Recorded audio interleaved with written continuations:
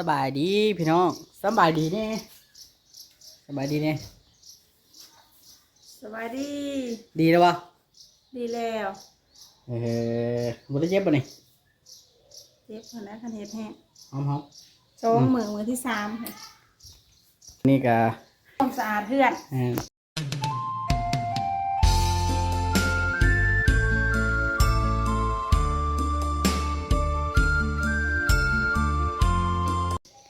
เจอบุหารขึ้นหลอกหลาบเลยมาเซ็ตมาถูเฮ็ดเวียกได้แล้วพี่น้องเบาลี่ก็สิไปเวียกได้แล้วบัดนี้มาถ่าย เซ็ ค ต ลิป มา ได้แล้ว ถูขาฝุ่นแบบว่าเจ้าดีเป็นเห็ดเปลือกแต่มาเซ็ตมาเก็บทีเนียจูดพอเป็นได้ห้องเจ้าแล้วหรอป่ะแล้วล่ะยังหลอดไฟแล้วก็ทาสีเอาโลดต้องสาดต้องสีบดอก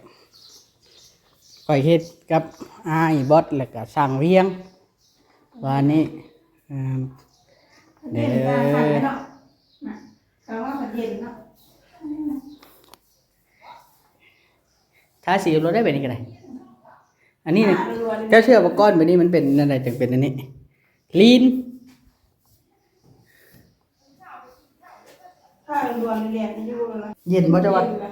เย็นเนาะนี่ซ่าไหนนี่คือเห็นผ่าตกลงมาแต่นี่ขึ้นไว้จนสุดกันไหนขึ้นนะคะขึ้นไว้จนสุดพี่ละขึ้นไปจนสุดแล้วก็กายสถานแต่โต๊ะแปรลงมาแต่นี่บุ้มลงเลยภาษีจับใหม่ยิ่งเพดานนะประดังประตูได้ใส่หรือว่าเบิ่งดูประตูใส่เรียบร้อยค่ะเป็นแห้งไหมมันเด้งประตูให้เด้งยังไม่ได้มีล็อกใส่ได้นี่แต่ว่า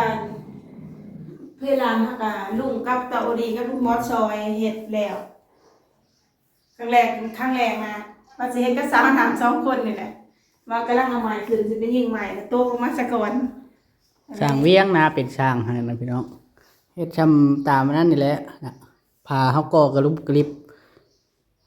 มันไหลเนี่ยของสร้างไม้เห็นเจ้ากระดาษเจ้าเองเห็ดเองมันก็เด็กหนาแน่เด็กดังแน่แล้วทำบริษัทของพี่น้องแล้วอาซีมาหลวดเพราะไหวมันก็ปูดกระป๋ามันก็อยู่ไหลแล้วรอดแล้วว่าบัดนี้หลอดเลยว่าสิตายป้ากันแล้วรอดล่ะว่าสิตายเดี๋ยวได้ว่าสิบ่ได้นอนนะไอ้บอสลายเฮ็ดหัวอยู่สิเฮ็ดหยังกันตอนต่อไปนี่กับห้องเจ้าว่าสิทูสิซังทำความสะอาดทาสีแล้วก็แล้วล่ะนี่เนี่ยก็หาเตียงมาเนาะเพราะว่ามันก็แล้วเลยเด้ของค่อยสิเอาเฮ็ดเอาเตียงนะของเพื่อนเฮาก็แล้วเลยมีแต่ว่าขันหอมซื่อแล้วเฮาก็ยิงเพดาน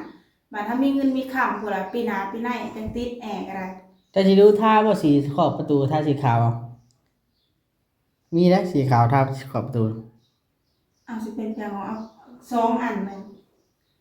แป้งก็มีแล้วก็ทาพาก็ได้มันตำๆนึงก็ย่างแห้งแล้วขนาดนั้นย่างยอดแดดๆไปมึงน้ำลูกวะจ้ะบ่เข้าเนาะจังหน่อยกันที่เสร็จพี่น้องชาวน้ำก็ได้ห้องงามแท้นี่สร้างสิได้กันแหลกมาจนสิแอวหักสร้างอะไรห้องนี่เกือบเลือดแต่สื่อพี่น้องเลยเกือบตายบุ่มลงมาเย็นเนาะเย็นดังกันวะตังแล้วมันบ่ได้อุดหลังคาเลยหลังคาอารูซิ่งนะมันเป็นหอนแล้วมันเผาลงมาเลยค่ะอันนี้มันค่าใบอันนี้ถามมันสิเผาลงมาสิเผากันนะค่าใบอันนี้รับไว้หลอดไฟยังไม่ได้ใส่เพราะว่าจะใช้หลอดไฟเดี๋ยวจะใช้หลอดไฟจะเฮ็ดเตียงนะเสียประมาณได้เตียงว่านี่ชำนี้แล้วนี่มาหันแล้วเนาะยาวนะเพราะว่าเขาจะปิ้นหัวลงมาปิ้นหัวขึ้นพุ่นแล้วนี่เพราะว่ามันเป็นห้องเลยสิเอาแท้กับบอนนอนแล้วเนาะก็ทำบ่อนอนนะ6 ฟุตบ่นอนแบบว่าแล้ววันนี้แต่ว่าเก็บงานวันนี้น้ำก่อนค่อยจะเอานั่นมาเจ้าทาเด้อสีมาเจ้าทาเด้อทาบ่ทาพวกนี้นะนี่ทาอันน้อยๆนี่หน้าคอยสาดเป็นงามเห็นว่าหัวมันนะแต่ใส่กระปูกระปาดได้พอเอาลวดใส่มันบ่เฮามันบ่ทันแห้งมันละเฮาก่อเนาะมันละนานแห้งตัวนี้เนาะตัวนี้มันทันแห้งค่ะคนตัวใส่ตัวมันแห้งแล้วสุดตัวนี้แต่ว่ามันก็ทาได้อยู่บ่นี่ มันก็เริ่มแห้งน้ำละได้น่ะถ้าโลดได้พี่น้อยบล็อกตันเด้บ่ต้องห่วงก็ได้ว่าสิ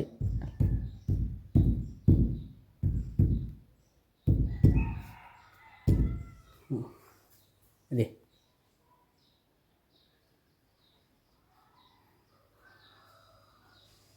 อืม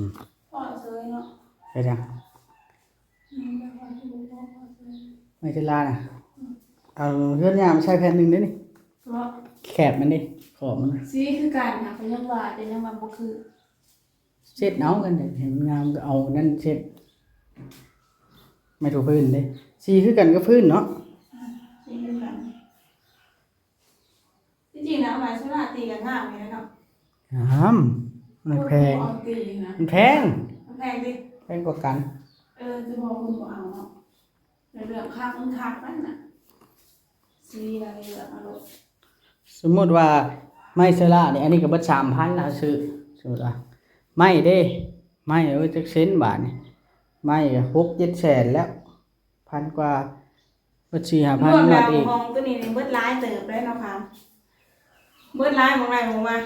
ไปบึ้มลงมาก็เบิด2-3ล้านไปเด้ถ้าห้องหมอนะตามแล้วห้องนะ 2,000 ประมาณ3 ล้านนะเจ้าบึ้มลงนะประมาณ3 ล้านประมาณ5,000ห้องตัวนี้ก็เฮาชื่อปูนก็10 ศอกบ่ ซื้อปูนแน่ซื้อทรายแน่ แม่น ก็เบิดหลายอยู่ไหน ชาย9 แสนปูน10 ศอกก็พอละ88 แสนล้าน7ล้าน7แล้วเล็กแม่เส้นหนึ่ง50ล้าน7 แสน50,000แล้วก็สองประมาณ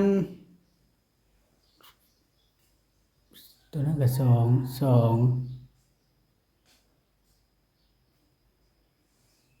กับ6ประมาณ11,000นี่แหละ ไม่นี่นะเบิดนี่นะ เท่าแต่ห้องได้ จองน้อยเดียวนึงแล้วเนาะ เจ้าก็ตั้งหากว่าประหยัดได้นี่น่ะงามก็ธรรมดาอยู่เคยว่าแผนค่อยดีบ่เจ้าว่า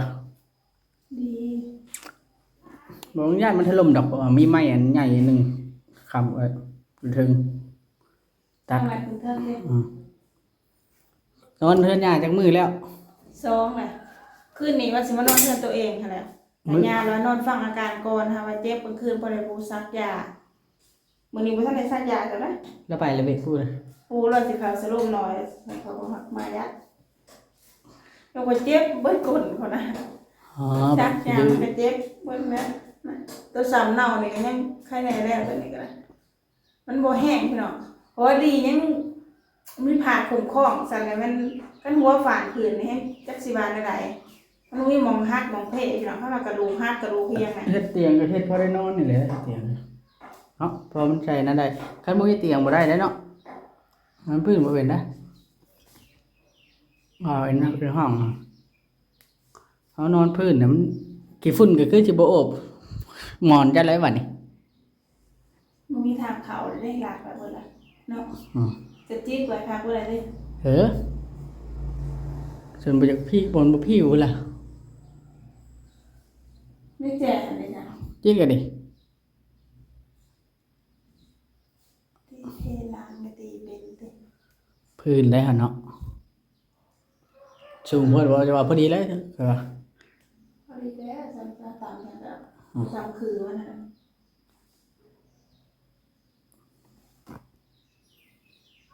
ข้าวว่าไปเจหัวบ่ เนาะเจ้าเมื่อกันบ่เจ้าอยากเข้าแหละก็สิเมื่อสิมาถ่ายคลิปทาอันนี้นะพวกนี้เอาเถอะก็สิเมื่อเองไปที่ว่าสีดูได้รูปไว้ได้กันยาวกันได้ เอาสีมาทาประตูเนาะ ทาประตู เรียบร้อยพี่น้องไอ้ห้องยังแต่ทาสีก็เขานอนได้ทำโบใส่เตียงก็ได้คันเฮาบ่อยากใส่นะพี่น้องนี่ก็ถือว่าเป็นห้องจบเจือแล้วบ้านในเฮือนเฮาก็ได้มีห้องแล้วตะกี้บ่มีห้อง เวลาเฮาไปไสมาไสเครื่องของเฮาก็ป้าไว้อยู่นี่หั่นนะแล้วก็เวลาแขกคนมาจังซี่นะพี่น้องเพิ่นก็เห็นหม่องอยู่หม่องนอนเฮาเพราะว่าเฮาบ่ได้คันห้องแต่ที่แรกพู้นแหละแล้วก็ได้มีความคิดอยากคันห้องเพราะว่าเวลาแขกคนมาเฮาก็บ่ให้เพิ่นเห็นบ่อยู่บ่นอนก็ดอกพี่น้องอัดประตูไว้ก็แล้วเวลาผู้ใดอยากมาพักก็ให้พักอยู่นี่ก็ได้พี่น้องเพราะว่าเฮือนเฮาก็บ่ได้ออกแบบเองตั้งแต่ที่แรกว่าเฮ็ดต่อเพิ่นซื่อๆพี่น้องเฮ็ดต่อเพิ่นถ้าเฮาออกแบบเองนี่ว่าเฮาสิเฮ็ดอันนี้แต่ว่าเฮามาต่อเพิ่นเฮ็ดต่อเพิ่นหั่นน่ะนี่ออกมาทางนี้ก็สิเป็นประตูหน้าเฮือนนะคะเข้าไปทางนั้นก็เป็นเฮือนครัวพี่น้องเป็นเฮือนครัวสาน้ำเองก็ดีใจพี่น้องได้ห้องแล้ว เพราะว่าในอนาคตข้างหน้าถ้าเฮามีเงินมีค่ำเฮาก็สิติดแอร์ใส่ก็ได้เพราะว่ามันเพดานเฮาก็ติดแล้วเด้พี่น้องมันห้องเดียวจอถ้าเฮาสิติดเบิดเฮือนนี่โอ้บ่ไหวแล้วเพราะเพดานก็บ่ทันได้ตอกเลยติดแถวนี้นะมันต้องใส่เพดานมันจึงติดแอร์ได้ถ้าเฮาบ่ใส่เพดานมันก็ออกบ่ได้ตามหูตามห้อยนะพี่น้องตามหูมันนะเตาดีเพิ่นเมื่อเอาสีในรถดินลูกชายสาวน้ำนะเครื่องดินเพิ่นก็มีแต่รถลูกชายก็ได้กองอยู่รุ่นใดก็มีหมดรถมีทั้งรถจกรถบังคอกบังคับแต่พอเครื่องดินอันนี้พี่น้องยังบ่รวมตัวที่เสียทีเอาไปลินอันนี้เฉพาะซื้อกำลังเก็บเบิ่ง2-3 เดือนคืนดังตัวบ่ได้เก็บมันต่างหากพี่น้องนี่จะเป็นปลั๊กไฟกระดานไฟนี่ทางนี้ก็ยังเป็นไม้กักษาอยู่เพราะเฮาบ่ทันเฮาบ่ได้ตีเพดานในพี่น้องน่ะเป็นหูจุงป่งอยู่ฝนตกมาลังอ่านกับหัวนี่พี่น้องมองนอนสาน้ำกับกล่องเอาเหยาะอยู่หั่นน่ะบ่ทันได้มานอนเฮือน2 มื้อนอนเฮือนยามื้อแรกนี่แหละสิมานอนเฮือนตัวเองบัดนี้สิมาทำความสะอาดให้มันเรียบร้อยแล้วก็สิเข้านอนมานอนเฮือนตัวเองนอนเฮือนยาก็แม่นอยู่ดอกว่าเฮาเปลี่ยนบ่อนนอนหั่นน่ะพี่น้องนี่ถ้าเข้ามาอันก็ข้างนี้ยังว่าเฮาทาสีเรียบร้อยเบิดแล้วเพราะว่าเฮาขันน่ะเด้พี่น้องนี่ยังแต่2 ด้าน1ดอกนี่ยังข้างนี้กับทางประตูออกนี่พี่น้องเดี๋ยวรอให้ตาเอาดีเพิ่นเอาสีมาทาประตูแล้วก็สิใส่สีทางนี้พร้อมเฮาบ่ได้สาบเลยพี่น้องเด้อเฮาบ่ได้สาบแต่ว่าเฮาสิเอาสีหลวดไปโหลดค่ะเพราะบ่ให้มันกักหยาบโพดหั่นนะพี่น้องเอาสีมาหลวดเลยแม้ว่าถ้าเฮาสิสาบอีกก็ถือว่าเฮิงอีกหั่นนะพี่น้องมันเฮิงแล้วก็มันยากตาเอาดีเฮ็ดเพิ่นสิฝากไปเฮ็ดเวียกเฮ็ดงานถ่ายคลิปเพิ่นให้พี่น้องบ่ได้ไปถ่ายคลิปถ้าข้างนอกก็ถือว่าหลายมื้อเลยได้เริ่มเฮ็ดห้องพุ่นแหละซาหนาก็ยังบ่ทันได้สวยหันหน้าได้พี่น้องเอ้ยยังบ่ทันได้สวยหันหน้าตื่นเช้ามานอนเฮือนยามคืนนี้ก็ได้ย่างมาทำความสะอาดเฮือนตัวเองครับเข้าไปได้เด้พอปู่ก็ฉีดยาให้คู่เช้าคู่แรงมันก็ดีขึ้นแล้วนะพี่น้องแต่ว่าก็ยังเฮ็ดแห้งบ่ได้คอยเฮ็ดน่ะได้นี่พี่น้องแพ้ซาน้ำตัวนี้ก็เริ่มไข้แน่แล้วมันเคี้ยวมันสั่งซื่อๆบ่มีหม่องบ่มีดีแต่ว่าบ่มีหม่องหักหม่องเพพี่น้องถ้าว่าไปโลนจุดสำคัญด้วยหัวฝาดพื้นแล้วการมีกระดูกหักกระดูกแข็งแห้งสิหยาพี่น้องก็ถือว่ามีบุญอยู่ได้ซาน้ำก็ยังมีผ้าคุ้มครองอยู่พี่น้องยังเฮ็ดให้เจ็บซ้ำนี่ถือเป็นบทเรียนครั้งใหญ่ๆเลยพี่น้องเอ้ยซาน้ำก็เป็นบทเรียนเตาดีก็เป็นบทเรียนถ้าเฮ็ดหยังก็ต้องให้ระมัดระวังเฮ็ดให้มันแน่นหนาจังขึ้นมานี่พี่น้องเฮาประมาทด้วยความประมาทของเฮาเองนี่แหละพี่น้องคือเฮ็ดให้เจ็บให้ปวดซาน้ำเองก็ต้องขอบคุณ FC เบิดสุภูทุกคนพี่น้องหลังจากตาอุริเพิ่นได้ลงคลิปซาน้ำลงไปนะพี่น้องก็มี FC เข้ามาคอมเมนต์ให้กำลังใจน่ะหลายพี่น้องซาน้ำก็เขาไปอ่านทุกคอมเมนต์เลยได้เขาไปอ่านแล้วก็มีกำลังใจพี่น้องเพราะว่ากำลังใจก็เป็นสิ่งสำคัญพี่น้องถ้ามีคนมาให้กำลังใจเฮาก็ดีใจเฮาก็มีกำลังใจแต่ว่าถ้ามีคนมาซ้ำเติมนั่นนี่เฮาก็สิเสียความรู้สึก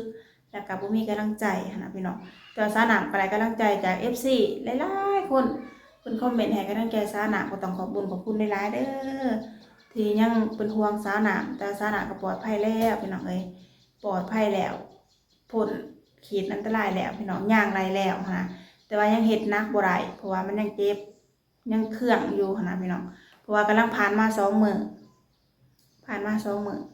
ก็ถือว่าจะให้มันเศร้าบาเดียวมันก็เป็นไปบ่ได้พี่น้องก็ต้องใส่เวลาเนี่ยจักหน่อยนะพี่น้องเนาะใส่เวลา นี่แหละนี่สาหนามก็ดีใจที่สิได้ห้องเนาะพี่น้องเนาะที่สิได้ห้องนอนเพื่อสิได้ห้องมันบ่ได้ง่ายๆพี่น้องเอ้ยตรงบ่จักเจ็บบ่จักปวดคือกระทึกนึงน้องพี่น้องเอ้ยก็ผ่านมาแล้วเนาะพี่น้องเดี๋ยวรอให้เตาดีเอาสีมาสาหนามสิท่าบ้านนี่พี่น้องนาก็บ่ทันได้ช่วยสำหรับว่าปู่ว่าสิเขาสโลมให้ว่าสิซักยาให้ก็ยังบ่ทันได้ซักซ้ำพอสาหนามมาทำความสะอาดอยู่เรือนก่อนจังว่าเราสิท่าอยู่กับบ่จักเนาะพี่น้องเนาะเพราะว่าเฮาต้องฉีดยาทุกๆมื้อเพื่อรักษาบาดแผลข้างในเฮาพี่น้องว่ามันสั่มตกลงแห้งนะเฮ็ดให้บาดข้างในเฮาน่ะมันสั่มในสารพี่น้องมันถือใหม่นะเฮาก็ต้องรักษาตามแผนตามหมอเพิ่นบอกบางคนก็ว่าสาหนามคือบ่นอนห้องหมอก่อนจักมื้อ1 2มื้อสาหนามก็บ่นอนเพราะว่าอาการของสาหนามมันก็รู้สึกว่ามันดีขึ้นถ้ามันยังเจ็บคือตอนไปสาหนามก็บ่มาดอกพี่น้องแต่ว่ามันอาการมันก็บ่ถึงขั้นว่าต้องถึงขั้นนอนห้องหมอก็เลยมารักษาอยู่เรือนดีกว่ามาพ่มหน้ามาอย่างไฟเอาดีกว่าตามหินตามคลองเฮาหั่นน่ะพี่น้องนี่แหละบอกคือมันต้องหันตัวดิอันนี้บ่คือบ่ได้ดีจ้ะไม่ได้ป่นอะไรจังนำมาค่ะป่นทินเนอร์หอมเนาะมันไหลถึงเบิดแล้วมันบ่อ่อนเนาะแข็งกระดังแยงเลยเล่นหนึ่งแห้งดิ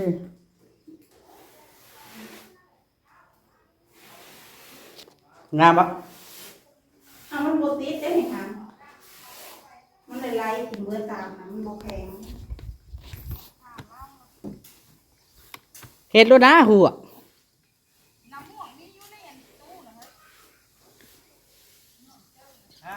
เห็ดหัวบ่เห็ดแล้วนะกับลุงเพ็ง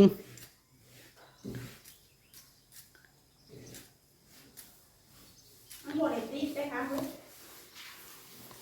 ก็ต้องหากระป๋องนะบติดไม่ใช่น่ะจะเบิ่งในสีต่างกันทำไรเจ้าแม่มาเยอะสิเบิด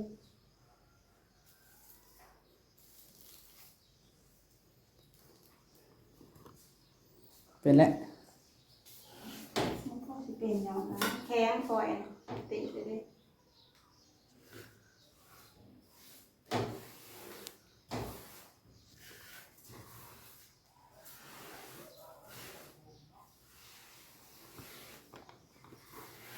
เบิ่งเคยจ่ายไปเบิ่ง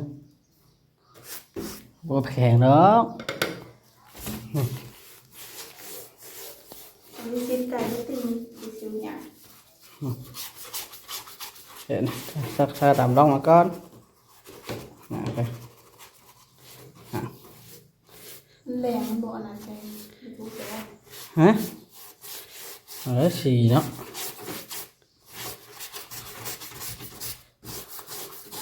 ที่เป็นสีใหม่เนาะเริ่มงามเลย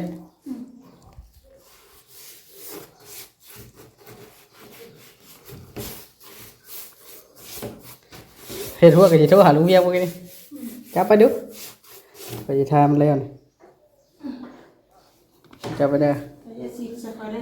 เหนียวเด้นี่พอสิทามันแล้ววันนี้ได้มื้อนี้นะ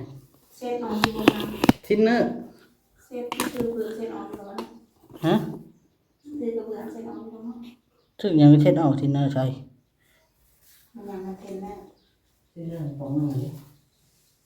น้ำผสมสิ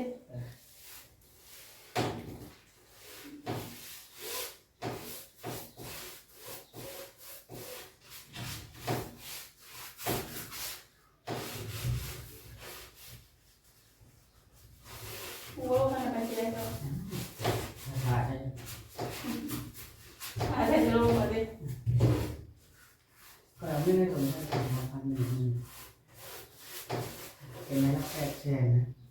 มาสื่อสารร่างกาย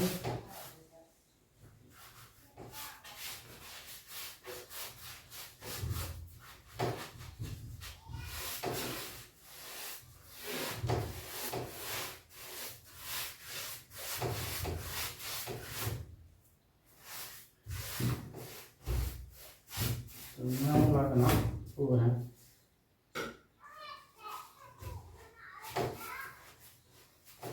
ยางรอบเลย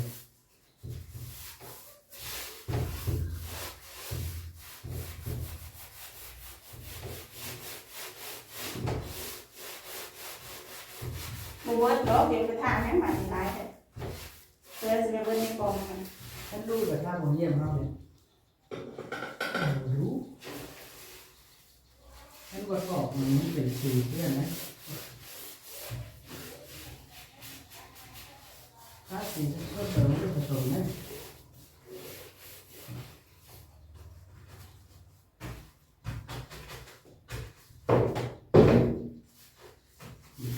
บ้านมันแหงคนที่ติดนะ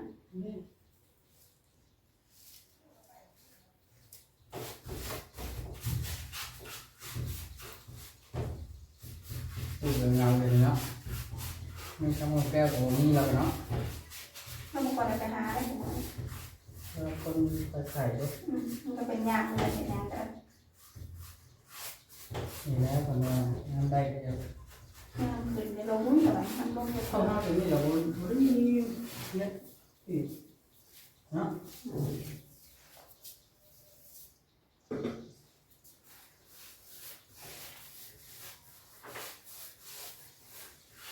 มาสร้างยามาสร้างก้อนก็คือปัญหาเห็นเลยจะคือ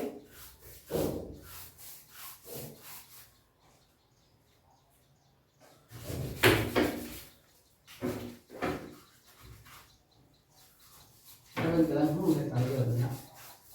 ถ้าเป็นการหู้ดิ เดี๋ยวนะผมก็มีโชว์มาทำ ตัวแรก เสร็จหน้าบ้าน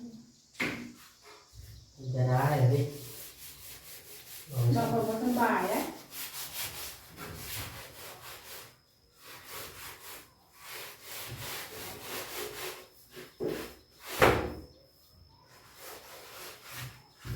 สบายเกือบตายเนาะ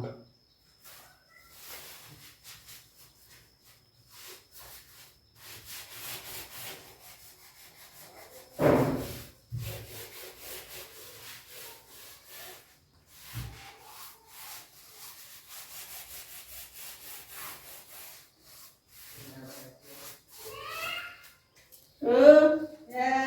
ดีมา